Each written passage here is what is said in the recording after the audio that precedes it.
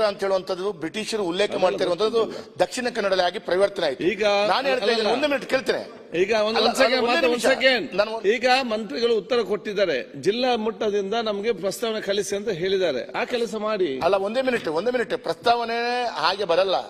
ಪ್ರಸ್ತಾವನೆ ಬರಬೇಕು ಅಂತ ಹೇಳಿದ್ರೆ ನಾವೆಲ್ಲರೂ ಜನಪ್ರತಿನಿಧಿಗಳು, ನೀವು ಸಮೇತ, ನಾವು ಇಲ್ಲಿಂದ ಸರ್ಕಾರದಿಂದ ಅದು ಬರುವಂತ ರೀತಿಯ ವಾತಾವರಣ ಆಗ್ಬೇಕು. ಬಿಟ್ರೆ ಇಲ್ಲಾದ್ರೆ ಡಿಸ್ಟಿಕ್ ಡಿಸಿ ಅವರಿಗೆ ಅದಕ್ಕೆ ಅದರ ಅವಶ್ಯಕತೆ ಏನು? ಸರ್ಕಾರದ ಯಾವುದೇ ಪ್ರಾಜೆಕ್ಟ್ಗಳೆಲ್ಲ ಅದು ಇಂಪ್ಲಿಮೆಂಟ್ ಮಾಡ್ಲಿಕ್ಕೆ. ಅದಕ್ಕೆ ನಾನು ಒಂದೇ ನಿಮಿಷ ಮಾತಾಡ್ತೇನೆ, ಒಂದೇ ನಿಮಿಷ ಹೆಚ್ಚು ಮಾತಾಡಲ್ಲ. ಅವ್ರು ಹೇಳಿದ ಯಾವುದೇ ಪಾಯಿಂಟ್ ನಾನು ಹೇಳಲ್ಲ.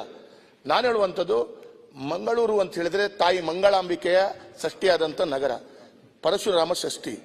ಹಾಗಾಗಿ ಇದಕ್ಕೆ ಪರಶುರಾಮ ಷಷ್ಠಿ ಆದಂಥದ್ದು ನಮ್ಮ ತುಳುನಾಡಿಗೆ. ಮಂಗಳೂರು ಅಂತ ಹೇಳಿದ್ರೆ ಜಾಗತಿಕ ಮಟ್ಟದಲ್ಲಿ ಬೇರೆ ಎಲ್ಲ ಕಡೆಗಳಲ್ಲಿ ಬ್ರ್ಯಾಂಡ್ ಮಂಗಳೂರು ಎಸ್ಟಾಬ್ಲಿಷ್ಮೆಂಟ್ ಮಾಡಲಿಕ್ಕೆ ನಮಗೆ ಅವಕಾಶಗಳಾಗುತ್ತೆ.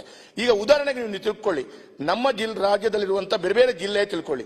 ಉಡುಪಿಗೆ ಉಡುಪಿ ಜಿಲ್ಲೆ, ಚಿಕ್ಕಮಗಳೂರಿಗೆ ಚಿಕ್ಕಮಗಳೂರು ಜಿಲ್ಲೆ, ನೀವು ತುಮಕೂರಿಗೆ ತುಮಕೂರು ಜಿಲ್ಲೆ, ಬೆಂಗಳೂರಿಗೆ ಬೆಂಗಳೂರು ಜಿಲ್ಲೆ, ಹಾಸನಗೆ ಹಾಸನ ಜಿಲ್ಲೆ, ಶಿವಮೊಗ್ಗಕ್ಕೆ ಶಿವಮೊಗ್ಗ ಜಿಲ್ಲೆ. ಈ ರೀತಿಯಲ್ಲಿ ಮಂಗಳೂರಿಗೆ ದಕ್ಷಿಣ ಕನ್ನಡ ಜಿಲ್ಲೆ.